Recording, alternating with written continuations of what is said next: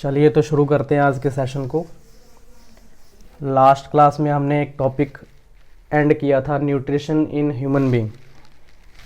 Nutrition in human being, और उसमें मैं आपको बता रहा था कि न्यूट्रिशन जब हम बात करते हैं ह्यूमन बीइंग के लिए, तो उसके लिए एक स्पेशल टाइप का सिस्टम वर्क करता है जिसको हम बोलते हैं ह्यूमन डाइजेस्टिव सिस्टम। क्या बोलते हैं? Human digestive system. और ह्यूमन डाइजेस्टिव सिस्टम में कुछ डाइजेस्टिव ऑर्गन्स हेल्प करते हैं। उन डाइजेस्टिव ऑर्गन्स की हम बात कर रहे थे, और उसमें फर्स्ट हमने डिस्कस करना शुरू किया था, और वो ऑर्गन था फर्स्ट मेनली माउथ। माउथ के बारे में अगर हम बात करें तो मैं रिपीट कर देता हूँ। तो मैंने बताया था ये फर्स्ट और मेन डाइजेस्टिव ऑर्गन है ना। और इसमें क्या क्या प्रेजेंट होते हैं अगर हम बात करें, इसकी जो ओपनिंग होती है किस में होती है? बक्कल कैविटी में इसकी ओपनिंग होती है। माउथ के अंदर का जो खाली स्पेस होता है, अंदर की जो जगह होती है, उसको हम क्या बोलते हैं? बक्कल कैविटी बोलते हैं। और बक्कल कैविटी में क्या क्या प्रेजेंट है? तो मेनली हम बात करते हैं टंग, सेकंड नंबर पे हम बात कर सकते हैं टीथ, और थर्ड हम बात करेंगे सलाइवरी ग्लैंड। Salivary gland. तो इन थ्री मेन कंपोनेंट्स के बारे में अब हम रीड करेंगे वन बाय वन। तो फर्स्ट अगर हम बात करें टंग के बारे में, तो हमें क्या क्या पॉइंट ध्यान रखने हैं। आपकी बुक में जो दे रखा है उससे हम थोड़ा एक्स्ट्रा ही पढ़ेंगे। तो टंग हम कहते हैं कि एक मस्क्यूलर ऑर्गन है। कैसा ऑर्गन है? मस्क्यूलर ऑर्गन है, यानी कि ये मसल्स का बना होता है, और जो चीज़ मसल्स की बनी होती है वो मूवमेंट कर सकती है। क्या कर सकती है? मूवमेंट कर सकती है, कॉन्ट्रैक्शन और रिलैक्सेशन। और मूवमेंट के साथ साथ अगर हम बात करें तो इसका मेन रोल क्या है, इसका मेन फंक्शन क्या है? तो सलाइवा को मिक्स करती है। टंग क्या करती है? सलाइवा को मिक्स करती है। किस में? फूड में। टंग का फंक्शन क्या होता है? It mixes the saliva into the food. Food में सलाइवा को मिक्स करने का फंक्शन किसका होता है? टंग का होता है। इसके अलावा अगर हम बात करें टंग के बारे में, तो इस पे टेस्ट बड प्रेजेंट होते हैं। क्या प्रेजेंट होते हैं? टेस्ट बड प्रेजेंट होते हैं। आपकी बुक में खैर नहीं दे रखा है, छोटी क्लास में बता रखा होता है। टंग पे डिफरेंट टाइप के टेस्ट बड प्रेजेंट होते हैं। जैसे नेम मैं लेना चाहूँगा एक बार के लिए, आपकी बुक में वैसे है नहीं है। फंगी फॉर्म, फिली फॉर्म, ऐसे करके कुछ टेस्ट बड प्रेजेंट होते हैं, और इनका फंक्शन सबका अलग अलग होता है। टेस्ट बड का अलग अलग टाइप के टेस्ट को फील करवाते हैं। अगर हम बात करें, ये टंग है, सपोज करो कि ये टंग है हमारे पास, और इसके डिफरेंट पार्ट्स आपको डिटेक्ट करवाते हैं अलग अलग टाइप के टेस्ट को। तो जो फ्रंट साइड होती है टंग की, ये किसका टेस्ट करवाती है? स्वीट। इसके जो जस्ट ऊपर का जो पोर्शन है वो किसका टेस्ट करवाती है? सॉर। और जस्ट नेक्स्ट जो पोर्शन आता है ये सॉल्टी टेस्ट करवाती है, और लास्ट जो एंडिंग पार्ट होता है बिल्कुल बैक साइड का, वो बीटर टेस्ट को फील करवाती है। तो टंग पे टेस्ट बड प्रेजेंट होते हैं जो डिफरेंट टाइप के टेस्ट को डिटेक्ट करते हैं, ठीक है ना। ये आपको ध्यान रखना होता है टंग के बारे में। अब हम नेक्स्ट बात करेंगे टीथ। तो अगर हम बात करें टीथ के बारे में, तो ह्यूमन बॉडी के अंदर माउथ में 4 टाइप के टीथ प्रेजेंट होते हैं। इसमें फर्स्टली अगर हम बात करें तो नेम आता है इंसीजर, ठीक है। सेकंड इसमें नेम आता है कैनाइन। थर्ड इसमें नेम आता है प्रीमोलर, और नेक्स्ट इसमें नेम आता है मोलर। तो 4 टाइप के टीथ प्रेजेंट होते हैं ह्यूमन बॉडी के अंदर। इंसीजर का फंक्शन क्या होता है? फूड को बाइट करना या कट करना हम कह सकते हैं। कट बाइट करने का फंक्शन किसका होता है? इंसीजर टीथ का होता है। कैनाइन का फंक्शन क्या होता है? फूड को टीयर करना, फूड की टीयरिंग करना, चीर फाड़ अपने बोलते हैं ना, चीर फाड़ किया जाता है फूड को। तो वो फंक्शन किसका होता है? कैनाइन का। ये जो प्रीमोलर और मोलर है, इनका फंक्शन क्या होता है? फूड को ग्राइंड करना, ग्राइंड और च्यू करना, चबाना। तो ग्राइंड और च्यू करने में कौन हेल्प करते हैं? प्रीमोलर एंड मोलर इसमें हेल्प करते हैं। तो ये आपको ध्यान रखना है 4 टीथ के बारे में, इनका अलग अलग फंक्शन होता है सबका। नेक्स्ट हमारे पास ग्लैंड है, नेम क्या है? Salivary gland. इंपॉर्टेंट है, बहुत बार क्वेश्चन इस पे रिपीट होता है। आप ध्यान रखना क्या क्या इंपॉर्टेंट है, इसके बारे में आपको बता रहा हूँ। सलाइवरी जो ग्लैंड है, इसमें क्या होता है? इसमें सलाइवा क्या सीक्रेट होता है? इसे सलाइवा सीक्रेट होता है। और ये जो सलाइवा है, इस सलाइवा में एंजाइम प्रेजेंट होता है। क्या प्रेजेंट होता है? एंजाइम प्रेजेंट होता है। मैं अलग से नोट कर देता हूँ, पहले मैं रिपीट कर दूं। टंग के बारे में हमने क्या पढ़ा? ये एक मस्कुलर ऑर्गन है, मसल्स का बना है, इसमें मूवमेंट होती है। और अगर हम बात करें ये टंग का मेन फंक्शन क्या है? सलाइवा को फूड के अंदर मिक्स करने का इसका मेन फंक्शन होता है। टंग पे टेस्ट बड प्रेजेंट होते हैं। फ्रंट साइड स्वीट का टेस्ट करवाती है। इससे जस्ट ऊपर की जो पोर्शन है ये सॉर, फिर नेक्स्ट पोर्शन सॉल्टी, और लास्ट में बिटर का हमें फील करवाती है। टीथ 4 टाइप के प्रेजेंट होते हैं, incisor, canine, premolar and molar. Incisor का फंक्शन क्या होता है, कट और बाइट करने में हेल्प करता है। कैनाइन का फंक्शन क्या होता है, फूड को टीयर करना, ठीक है, चीर फाड़ करना। और प्रीमोलर और मोलर इनका जो फंक्शन होता है मेनली फूड को ग्राइंड करना और च्यू करना, चबाने में ये हेल्प करते हैं। यहाँ तक आपको क्लियर हो गया होगा, इसको आप अपनी रफ नोटबुक में नोट भी करोगे, इंपॉर्टेंट है। कंप्लीट नोट्स मैं बार बार कह रहा हूँ आपको अपने टेलीग्राम चैनल पे मिलेंगे, उसको भी आप ज्वाइन करोगे। अभी हम बात करें सलाइवरी ग्लैंड के बारे में, जो कि मोस्ट इंपॉर्टेंट है इन तीनों में से। ध्यान से सुनिएगा इसके बारे में। तो मैं आपको बता रहा हूँ जो सलाइवरी ग्लैंड है इससे क्या सीक्रेट होता है, सलाइवा सीक्रेट होता है। सलाइवा, सलाइवा क्या है, एक फ्लूइड मटेरियल होता है, वाटर टाइप का, माउथ में एक फ्लूइड जो प्रेजेंट होता है उसको हम क्या बोलते हैं, सलाइवा बोलते हैं। इस सलाइवा में एंजाइम प्रेजेंट होता है। क्या प्रेजेंट होता है, एंजाइम प्रेजेंट होता है। एंजाइम क्या होते हैं, हमने लास्ट क्लास में भी पढ़ा था। एंजाइम एक टाइप के केमिकल होते हैं जो फूड के डाइजेशन में क्या करते हैं, हेल्प करते हैं, और ये इनको हम एंजाइम्स कहते हैं, ठीक है ना। और इनको बायो कैटालिस्ट भी कहते हैं। हम क्या बोलते हैं, बायो कैटालिस्ट बोलते हैं। अब अगर हम बात करें ये जो सलाइवा है इसमें कौन सा एंजाइम प्रेजेंट होता है, तो उस एंजाइम का आपको नेम पता होना चाहिए। उसका नेम है सलाइवरी अमाइलेज। क्या नेम आता है, सलाइवरी अमाइलेज। आज के लेक्चर का सबसे इंपॉर्टेंट पॉइंट है हमारे पास, एक एंजाइम का मैंने नेम नोट किया यहाँ पे, salivary amylase. Salivary gland mouth में प्रेजेंट होती हैं, इससे सलाइवा सिक्रीट होता है। सलाइवा में एक एंजाइम प्रेजेंट होता है, नेम क्या है, सलाइवरी अमाइलेज। फंक्शन पूछा जाता है सलाइवरी अमाइलेज का फंक्शन क्या है, तो क्या बताओगे, इसका मेन फंक्शन है स्टार्च को शुगर में कन्वर्ट करना। स्टार्च को शुगर में कन्वर्ट करना। ये जो स्टार्च है ये कैसी फॉर्म होती है, ये कॉम्प्लेक्स फॉर्म होती है। कार्बोहाइड्रेट की कैसी फॉर्म है, कॉम्प्लेक्स फॉर्म है। और शुगर कैसी फॉर्म होती है, सिंपल फॉर्म होती है। तो मैंने लास्ट क्लास में आपको बताया था एंजाइम का फंक्शन ही क्या होता है, कॉम्प्लेक्स फूड मटेरियल को किस में लाना, सिंपल फॉर्म में कन्वर्ट करना। तो ये मेन फंक्शन है एंजाइम्स का। और सलाइवा में जो एंजाइम प्रेजेंट है उसको हम कहते हैं सलाइवरी अमाइलेज, जो कि स्टार्च को किस में लाता है, शुगर में कन्वर्ट करता है। तो माउथ से हमने फूड को इनटेक किया, फर्स्ट स्टेप भी हमारा कहीं ना कहीं कंप्लीट हो रहा है। हमने 5 स्टेप देखे थे, ingestion, digestion, absorption, assimilation and egestion. Last class देखोगे तभी आपको नेक्स्ट क्लास समझ में आएगी। ये आपस में कंटिन्यू रहता है, सब कुछ एक सीक्वेंस में चलते, एक चेन बन जाती होती है, ठीक है ना। आज के लेक्चर से पहले आप पहले जो लेक्चर हो चुके हैं उनको अच्छे से देखोगे, फिर अच्छे से क्लियर हो जाएगा आपको। तो फिर कॉम्प्लेक्स फॉर्म को सिंपल फॉर्म में लाना था, स्टार्च को हमने शुगर में कन्वर्ट कर लिया। माउथ के बारे में इंपॉर्टेंट था, मैंने आपको बता दिया।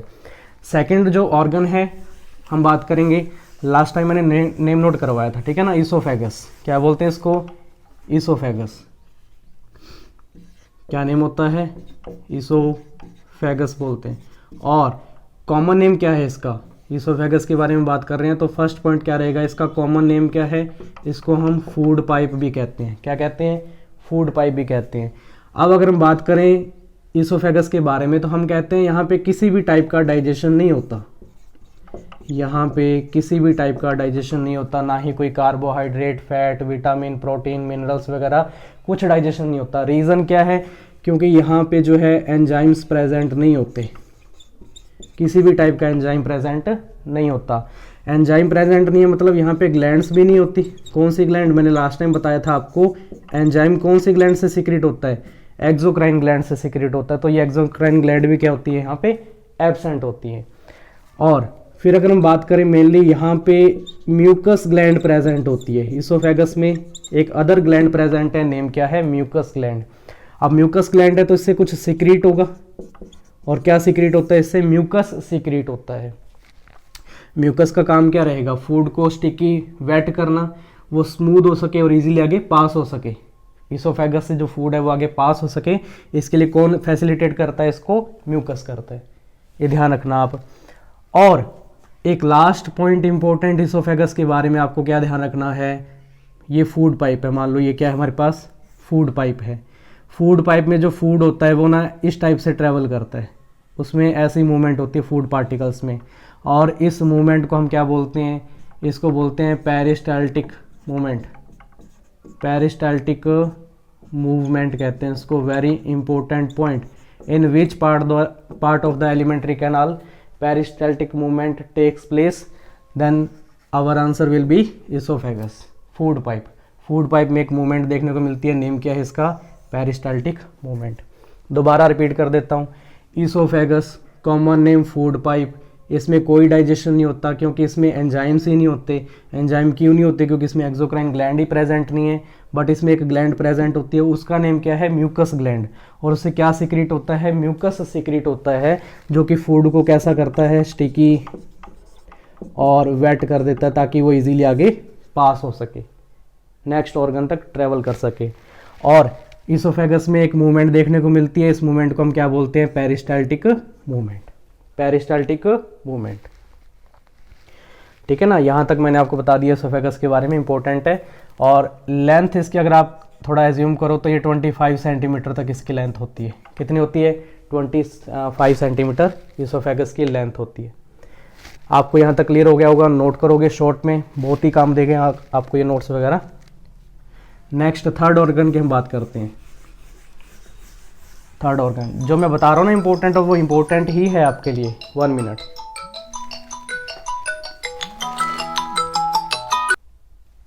चलिए हम बात कर रहे हैं स्टमक के बारे में, जो कि थर्ड डाइजेस्टिव ऑर्गन है, मोस्ट इम्पोर्टेंट है, मोस्ट इम्पोर्टेंट है। बहुत बार क्वेश्चन आते हैं इस टॉपिक के ऊपर, ध्यान से सुनिएगा एक एक लाइन को। स्टमक के बारे में अगर हम बात करें तो आपको फर्स्ट पॉइंट इसमें क्या ध्यान रखना है, तो इसमें आपको ये ध्यान रखना होता है कि फूड जो है लॉन्ग टाइम के लिए स्टोर कहाँ पे होता है, स्टमक में होता है। कहाँ स्टोर होता है, स्टमक में होता है। और इसके 3 मेन पार्ट्स होते हैं, कौन कौन से, तो एक तो आप इसमें नेम ध्यान रखोगे कार्डियक, एक इसमें नेम आता है फंडस, और एक इसमें नेम आता है पाइलोरिक। स्टमक में के 3 पार्ट्स होते हैं, ठीक है ना, स्टमक के 3 पार्ट्स होते हैं। इसमें से अगर हम बात करें, जो फंडस वाला पोर्शन है, लॉन्ग टाइम के लिए फूड यहीं पे स्टोर होता है, यहीं पे सारी प्रोसेस होती है डाइजेशन की मेनली, ठीक है ना। कार्डियक और पाइलोरिक के अलावा फंडस पार्ट में फूड जो है लॉन्ग टाइम के लिए स्टोर होता है, ये आपको ध्यान रखना है। कैसे में हम आप बात करेंगे डाइजेशन किस टाइप से होता है उसके बारे में। स्टमक की अगर हम शेप की बात करें तो ये जे शेप का माना जाता है। किस शेप में होता है, जे शेप में होता है। मैं डायग्राम लास्ट में बनाऊंगा, हम डायग्राम का एक अलग से सेशन रखेंगे, उसमें सारे डायग्राम बनाएंगे हम, लेकिन अभी के लिए आप थ्योरी पे ध्यान दोगे। स्टमक की बात कर रहे हैं, जे शेप में होता है, इसके 3 पार्ट्स होते हैं, कार्डियक, फंडस एंड पाइलोरिक इसके पार्ट रहते हैं। नेक्स्ट इसके बारे में इंपॉर्टेंट क्या है आपको ध्यान का रखना होता है, तो स्टमक के अंदर ना एक ग्लैंड प्रेजेंट होती है जिसको हम बोलते हैं गैस्ट्रिक ग्लैंड। मोस्ट इंपॉर्टेंट ध्यान रखोगे, स्टमक में कौन सी ग्लैंड प्रेजेंट होती है, तो आपका आंसर क्या रहेगा, गैस्ट्रिक ग्लैंड प्रेजेंट होती है। अब ये जो गैस्ट्रिक ग्लैंड है, इससे कुछ सिक्रेशन होता है, कुछ मटेरियल सिक्रीट करता है इससे, तो वो 3 कंपोनेंट्स होते हैं। तो एक तो इसमें होता है HCl, एक एसिड रिलीज होता है गैस्ट्रिक ग्लैंड से, उसका नेम क्या है, HCl, हाइड्रोक्लोरिक एसिड। और इसके अलावा इससे क्या सिक्रीट होता है, तो आप बताओगे, इससे म्यूकस सिक्रीट होता है। गैस्ट्रिक ग्लैंड से एक म्यूकस भी क्या होता है, सिक्रीट होता है। और एक इससे एंजाइम सिक्रीट होता है, हम उसके बारे में भी अब बात करेंगे। मोस्ट इंपॉर्टेंट टॉपिक है, स्टार लगा लेना इसके ऊपर, बहुत बार क्वेश्चन रिपीट होते हैं, मैं आपको दिखाऊंगा। 10 ईयर के जो आपके क्वेश्चन पेपर है वो मैंने डाउनलोड कर रखे हैं, उसकी मैं PDF भी आपको प्रोवाइड करवाऊंगा, और ये तक दिखाऊंगा कि क्वेश्चन कितनी बार रिपीट होते हैं। हर बार क्वेश्चन रिपीट होते हैं, कुछ नया नहीं देखने को मिलता है एग्जाम में। मार्क्स के लिए अगर हम बात करें तो आप अच्छे से मार्क्स ऑब्टेन कर सकते हो, ठीक है ना, बट अभी आपके पास टाइम है तो आप थोड़ा नॉलेज पे भी ध्यान दोगे। स्टमक के बारे में बात कर रहे हैं, जे शेप में है, 3 पार्ट्स होते हैं। फंडस में लॉन्ग टाइम के लिए फूड स्टोर होता है, और यहीं पे ग्लैंड प्रेजेंट होती है, गैस्ट्रिक ग्लैंड। इस ग्लैंड से 3 टाइप का सिक्रीशन होता है, एक तो HCl का, म्यूकस, और एक एंजाइम सिक्रीट होता है। अब अगर हम बात करें, ये जो HCl है इसका क्या रोल है स्टमक के अंदर, तो ये फूड को एसिडिक नेचर प्रोवाइड करवाता है। किस टाइप का नेचर प्रोवाइड करवाता है, एसिडिक नेचर प्रोवाइड करवाता है। कौन, HCl, हाइड्रोक्लोरिक एसिड। इसके अलावा अगर हम बात करें तो फूड के साथ जो जर्म्स एंटर करते हैं, उन जर्म्स को किल करने का फंक्शन भी किसका होता है, HCl का होता है, हाइड्रोक्लोरिक का होता है। लास्ट एंड इंपॉर्टेंट पॉइंट क्या रहता है इसके लिए, HCl जो है वो इनएक्टिव, क्या बोला मैंने, इनएक्टिव पेप्सिनोजन, ये थोड़ा टर्म टफ है, इसको आप ध्यान रखोगे। इनएक्टिव पेप्सिनोजन को एक्टिव करता है, क्या करता है, एक्टिव करता है। HCl के 3 मेन फंक्शन है, दोबारा सुन लोगे। ये फूड को एसिडिक नेचर प्रोवाइड करता है, एसिडिक नेचर प्रोवाइड करता है, जर्म्स को किल करने का फंक्शन करता है, और इसके अलावा अगर हम बात करें जो इनएक्टिव पेप्सिनोजन है, ये इसको एक्टिव करेगा। पेप्सिनोजन क्या है, ये एंजाइम की ही एक फॉर्म होती है, ध्यान रखना, एंजाइम की एक फॉर्म होती है पेप्सिनोजन, और उसको फिर एक्टिव किया जाता है HCl के थ्रू। एक्टिव होगा तब ये जाके किस में कन्वर्ट होगा, हमारे लिए जो मेनली इंपॉर्टेंट एंजाइम है, नेम क्या आता है, पेप्सिन। HCl इन एक्टिव पेप्सिनोजन को एक्टिव करेगा और इसको किस में कन्वर्ट करेगा, पेप्सिन एंजाइम में कन्वर्ट करेगा। ये पेप्सिन एंजाइम इंपॉर्टेंट है, ध्यान रखना, इसके बारे में आपको बता रहा हूँ। अब उसके बाद अगर हम बात करें म्यूकस के बारे में, इसका क्या रोल है, तो इसका मेन रोल क्या होता है, जो स्टमक की इनर लाइनिंग है, कौन सी लाइनिंग, इनर लाइनिंग, उसको प्रोटेक्शन देती है। HCl की का अगर सिक्रेशन ज़्यादा हो रहा है, एसिड जो है ज़्यादा रिलीज हो रहा है स्टमक के अंदर, तो उसको कंट्रोल करना, उसको रेगुलेट करना, ये फंक्शन किसका होता है, म्यूकस का, ताकि जो स्टमक की इनर लाइनिंग है, जो अंदर की लाइनिंग है, वो क्या ना हो सके, कोरोसिव ना हो सके, खराब ना हो सके। और इसके अलावा अगर हम बात करें, अब लास्ट हमारे पास आता है एंजाइम। एंजाइम कौन सा है, पेप्सिन। तो जो एंजाइम है उसका फंक्शन क्या है, मैं रिपीट कर दूं, कॉम्प्लेक्स फूड मटेरियल को किस में लाना, सिंपल फूड मटेरियल में कन्वर्ट करना, फंक्शन होता है एंजाइम का। पेप्सिन के फंक्शन की अगर हम बात करें तो इसका फंक्शन क्या होता है, ये प्रोटीन को डाइजेस्ट करता है। किसको डाइजेस्ट करता है, प्रोटीन को डाइजेस्ट करता है, और इस कॉम्प्लेक्स फॉर्म को ये सिंपल में लाएगा, और प्रोटीन की सिंपल फॉर्म हम एक बार के लिए मानते हैं, इसको बोलते हैं पेप्टाइड, या आप लिखोगे पेप्टोन। अभी हम बिल्कुल लास्ट सिंपल फॉर्म तक नहीं आए, मैं आपको पहले ही बता दूं, प्रोटीन की जस्ट इससे पहले वाली स्टेज हम मानते हैं पेप्टोन होती है। तो पेप्सिन क्या करता है, प्रोटीन को पेप्टोन में कन्वर्ट करने का फंक्शन करता है। स्टमक के बारे में आपके सामने है, शॉर्ट नोट्स में लर्न करना इजी रहता है, तो इसको आप नोट करोगे। कोई डाउट हो तो कमेंट करके पूछ सकते हो आप, ठीक है ना। ये मोस्ट इंपॉर्टेंट है एंजाइम जो मैं आपको बता रहा हूँ, ध्यान रखना। कौन सी ग्लैंड है, गैस्ट्रिक ग्लैंड है, स्टमक जे शेप में होता है। हम आगे बढ़ते हैं, यहाँ तक आपने नोट कर लिया होगा, ठीक है। अभी अगर हम बात करें स्टमक के बारे में, एक लास्ट पॉइंट मैं आपको बताना चाहूँगा, इसमें मसल्स प्रेजेंट होती है, स्पेशल टाइप की मसल्स प्रेजेंट होती है, और वो कौन सी मसल्स हैं, उनको हम बोलते हैं स्फिंक्टर मसल्स। स्फिंक्टर भी कहते हैं इसको, स्फिंक्टर भी कहते हैं। स्फिंक्टर मसल्स प्रेजेंट होती है स्टमक के अंदर। क्या फंक्शन होता है इसका, इसका मेन फंक्शन ये है, ये बैक फ्लो को रोकता है, बैक फ्लो है ना, ये प्रिवेंट करता है, मतलब रोकता है किसको, बैक फ्लो को। किसका, बैक फ्लो, तो ये बैक फ्लो किसका रोकता है, जो फूड अब स्टमक में एंटर कर चुका था, जो एसिडिक नेचर का हो चुका था। अगर ये बैक फ्लो को प्रिवेंट नहीं करेगा स्फिंक्टर मसल्स, तो इससे क्या होगा, जो फूड हमने इंटेक कर रखा है, जो स्टमक में प्रेजेंट है, वो वापस हमारे माउथ तक आ सकता है। तो उससे प्रिवेंट, उस बैक फ्लो को रोकने के लिए जो मसल्स रेस्पॉन्सिबल होती हैं, वो कौन सी मसल्स हैं, स्फिंक्टर मसल्स, जो कि किस में प्रेजेंट होती है, स्टमक में प्रेजेंट होती है। ध्यान रखोगे आप, ठीक है। अब इसी से रिलेटेड एक क्वेश्चन आता है, अगर HCl ज़्यादा सीक्रेट हो, अगर हम बात करें हाइड्रोक्लोरिक एसिड के बारे में, एक्सेसिव अमाउंट में सीक्रेट होगा, तो एक जो है प्रॉब्लम क्रिएट होती है, तो अब हम उसको क्या बोलते हैं, एसिडिटी बोलते हैं। क्या बोलते हैं इसको, एसिडिटी बोलते हैं। तो एसिडिटी से रिलीफ के लिए म्यूकस भी काम करेगा, है ना। म्यूकस का मैंने अभी फंक्शन बताया था कि वो जो स्टमक है उसकी इनर लाइनिंग को प्रोटेक्ट करता है HCl के ज़्यादा सिक्रीशन से। तो एसिडिटी से भी हमें क्या करता है, वो प्रिवेंशन यानी कि प्रोटेक्शन देता है म्यूकस। अगर एसिडिटी ज़्यादा सिक्रीट हो रही है, एसिडिटी ज़्यादा बन रही है, तो इस कंडीशन में अपने को कुछ रिलीफ के लिए हम जो मटेरियल यूज़ में लेते हैं वो क्या होगा, तो आपका आंसर रहेगा MgOH2, magnesium hydroxide. Magnesium hydroxide most important है, इसका केमिकल नेम क्या होता है, इसको बोलते हैं मिल्क ऑफ मैग्नीशिया। क्या बोलते हैं, मिल्क ऑफ मैग्नीशिया भी इसको बोला जाता है। किस तौर पे काम करता है, तो आपका आंसर रहेगा ये एज अ एंट एसिड। देखो एसिडिटी ज़्यादा बन गई है ना, इसको न्यूट्रलाइज करना है, हम बेस यूज़ में ले रहे हैं, और बेस जो है उसको हम यहाँ पे क्या बोलते हैं, एंट एसिड। जो एसिड के अगेंस्ट काम करेगा उसको हम बोलते हैं एंट एसिड। तो एसिडिटी अगर कॉज हो रखी है तो उसके लिए हम क्या यूज़ में लेंगे, मिल्क ऑफ मैग्नीशिया यानी कि एंट एसिड यूज़ में लेते हैं। इसके अलावा कुछ लेवल तक हम बात करें तो बेकिंग सोडा भी यूज़ में आता है, बेकिंग सोडा भी इसमें क्या होता है, यूज़ में आता है। और बेकिंग सोडा का फॉर्मूला क्या होता है, NaHCO3, सोडियम बाइकार्बोनेट इसको बोलते हैं, या सोडियम हाइड्रोजन कार्बोनेट भी इसको बोला जाता है।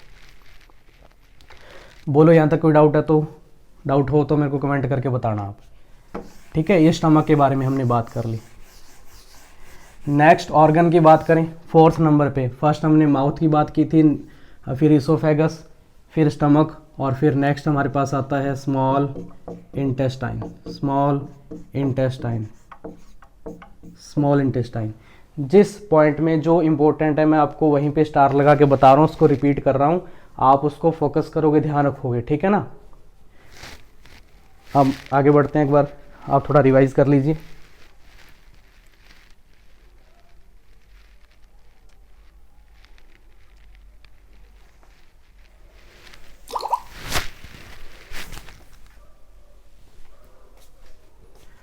तो ठीक है, अब हम बात कर रहे हैं स्मॉल इंटेस्टाइन के बारे में। तो इसके बारे में क्या क्या इंपॉर्टेंट पॉइंट है हमारे पास। स्मॉल इंटेस्टाइन, तो जो स्मॉल इंटेस्टाइन है, ठीक है, इसमें क्या होता है, कंप्लीट डाइजेशन होता है, फूड का कंप्लीट डाइजेशन।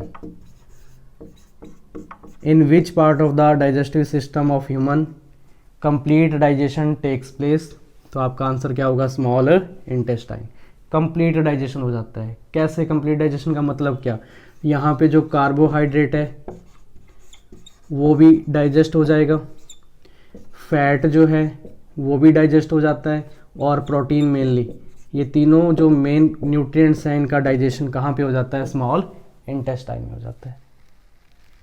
कार्बोहाइड्रेट की सबसे सिंपल फॉर्म हमारे पास मिल जाती है जिसको हम बोलते हैं ग्लूकोज। क्या बोलते हैं, ग्लूकोज।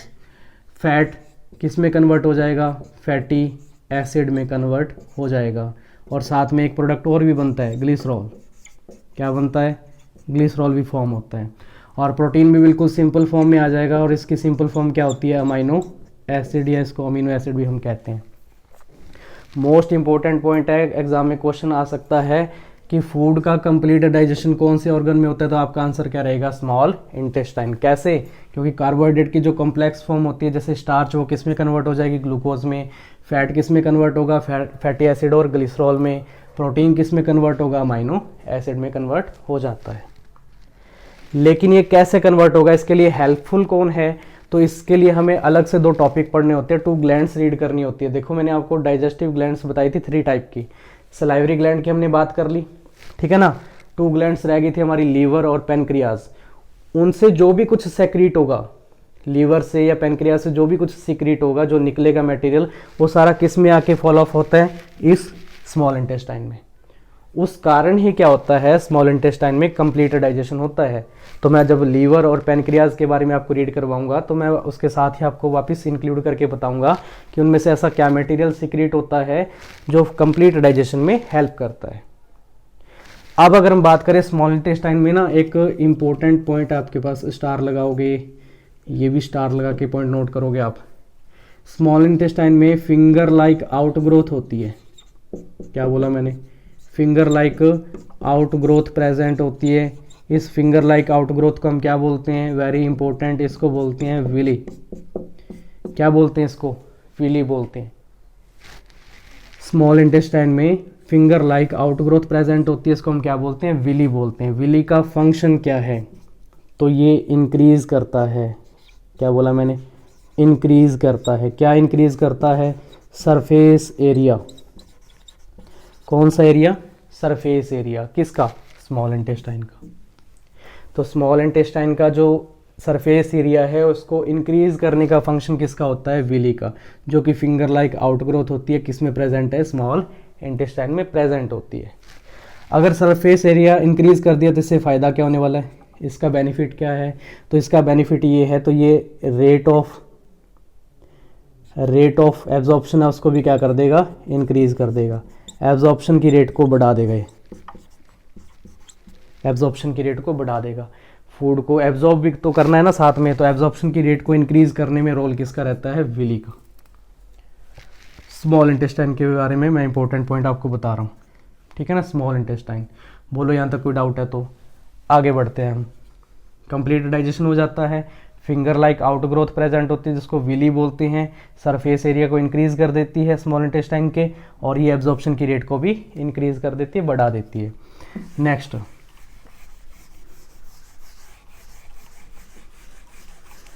आपने एनिमल्स की 2 कैटेगरी रीड की हुई होती है, एक तो नेम आता है हार्बीवोरस, क्या नेम आता है, हार्बीवोरस, और सेकंड हमारे पास इसमें नेम आता है कार्निवोरस। कौन सी कैटेगरी होती है, कार्निवोरस।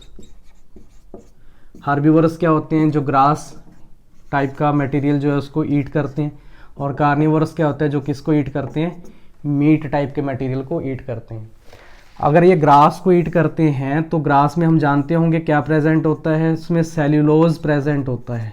क्या प्रेजेंट होता है, सेल्यूलोज प्रेजेंट होता है ग्रास में, सेल्यूलोज प्रेजेंट होता है ग्रास में। और सेल्यूलोज एक कॉम्प्लेक्स फॉर्म है कार्बोहाइड्रेट की, सेल्यूलोज एक कॉम्प्लेक्स फॉर्म है कार्बोहाइड्रेट की, तो इसको डाइजेस्ट करना इतना ईजी नहीं होता, इसको डाइजेस्ट करना ईजी नहीं होता। लेकिन अगर हम बात करें मीट, मीट में ज़्यादातर क्या होता है, प्रोटीन होता है। मीट में क्या प्रेजेंट होता है, प्रोटीन प्रेजेंट होता है, और प्रोटीन को डाइजेस्ट करना इजी होता है, प्रोटीन को डाइजेस्ट करना इजी होता है। क्वेश्चन क्या पूछ रखा है, इन दोनों में से बताओ, कंपेयर करके बताओ कि स्मॉल इंटेस्टाइन की लेंथ ज़्यादा किस में होती होगी, हार्बीवोरस में या कार्निवोरस में। आपका आंसर क्या रहेगा, आप वीडियो को यहाँ पॉज करना और अपना आंसर पहले लिख के देखना, फिर अपना आंसर इसके साथ मैच करके देखना, ठीक है ना। मैं आपको बता दूं कि जो स्मॉल इंटेस्टाइन है इसकी लेंथ ज़्यादातर किस में होती है, हार्बीवोरस में ज़्यादा होती है, लार्जर इसमें होती है स्मॉल इंटेस्टाइन, और स्मॉलर किसकी रहती है, कार्निवोरस की। रीज़न मैंने आपको बता दिया, क्यों, क्योंकि जो हार्बीवोरस है वो क्या ईट करते हैं, ग्रास ईट करते हैं, और ग्रास में क्या प्रेजेंट है, सेल्यूलोज प्रेजेंट है, जो कि कॉम्प्लेक्स फॉर्म होती है कार्बोहाइड्रेट की, इसको डाइजेस्ट करना ईजी नहीं होता। वहीं अगर हम बात करें कार्निवोरस की, तो इसमें मीट, ये मीट को ईट करते हैं, और मीट में क्या होता है, प्रोटीन, जो कि इजीली डाइजेस्ट हो जाता है।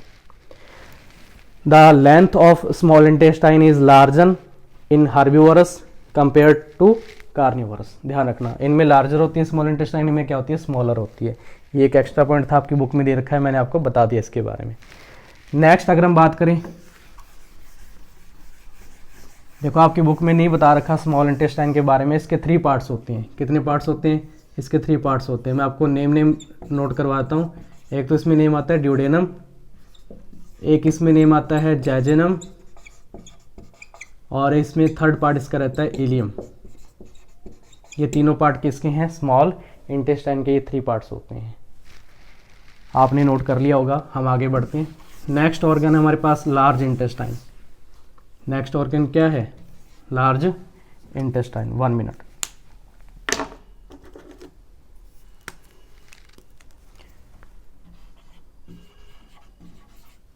लार्ज इंटेस्टाइन, लार्ज इंटेस्टाइन के बारे में क्या इंपॉर्टेंट है, हमारी बुक में क्या दे रखा है, तो इसमें भी कुछ मात्रा तक क्या प्रेजेंट होती है, विली प्रेजेंट होती है। Some amount of villi are also present in large intestine. But इसमें मेन अगर हम बात करें तो एब्जॉर्प्शन होता है किसका, 1 मिनट।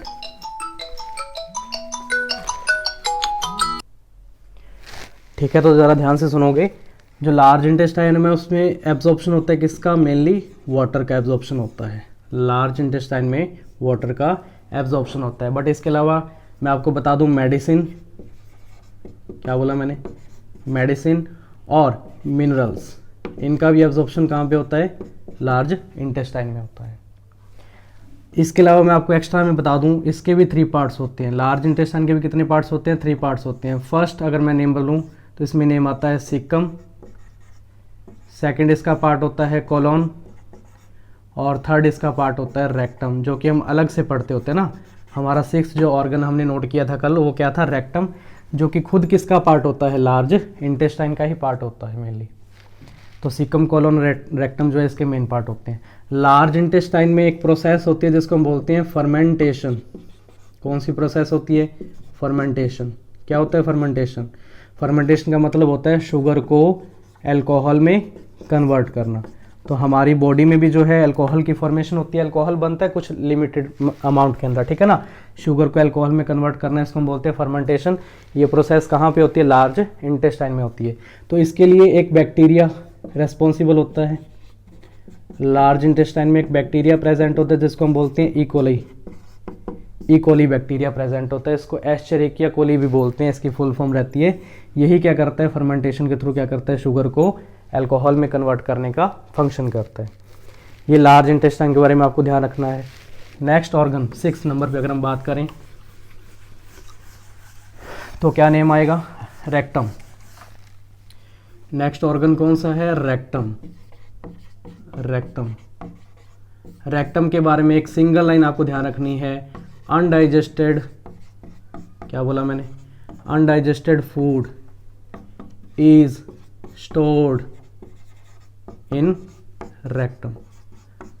अब लास्ट में बॉडी की वेस्टेज रह जाती है, बॉडी का कचरा है ना, जिसको हम अनडाइजेस्टेड फूड कहते हैं, ये स्टोर होता है कौन से पार्ट में, रेक्टम में स्टोर होता है।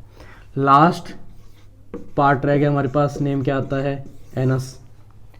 लास्ट ह्यूमन डाइजेस्टिव ऑर्गन कौन सा है, एनस। और एनस से ही क्या होता है, वेस्टेज को रिमूव किया जाता है। वेस्टेज को रिमूव करने वाला एक लास्ट ऑर्गन कौन सा है, एनस है। और एनस में भी मसल्स प्रेजेंट होती हैं, जो हमने लास्ट टाइम बात कर ली, यहाँ पे भी वो मसल्स प्रेजेंट होती है, नेम क्या आता है, स्फिंक्टर मसल्स। ये स्फिंक्टर मसल्स रियल में क्या करती हैं, ये मूवमेंट को कंट्रोल करती हैं। किसको कंट्रोल करती हैं, मूवमेंट को कंट्रोल करती हैं, ये रेगुलेट करती हैं, ठीक है ना, कि वेस्टेज को किस मूवमेंट से या कितनी अमाउंट में, कितनी टाइमिंग के अंदर बॉडी से पास आउट करना है, तो उस मूवमेंट पे कंट्रोल किसका होता है, स्फिंक्टर मसल्स का, जो कि एनस में प्रेजेंट होती हैं। और इसलिए इनका नेम क्या पड़ता है, इनको एनल स्फिंक्टर भी बोलते हैं। क्या बोलते हैं, एनल स्फिंक्टर बोलते हैं, ध्यान रखना। तो ये क्या करते हैं, मूवमेंट को कंट्रोल करते हैं। वेस्टेज को रिमूव करने वाला लास्ट ऑर्गन क्या है, एनस। हमने डाइजेस्टिव ऑर्गन से सारे रीड कर लिए हैं। 3 ग्लैंड्स रह गए, उनमें से एक मैंने आपको बता दिया सलाइवरी ग्लैंड के बारे में, लीवर और पेनक्रियाज के बारे में हम आगे रीड करेंगे। आज का सेशन आपको कैसा लगा कमेंट करके ज़रूर बताएं। मिलते हैं नेक्स्ट वीडियो में। Thank you.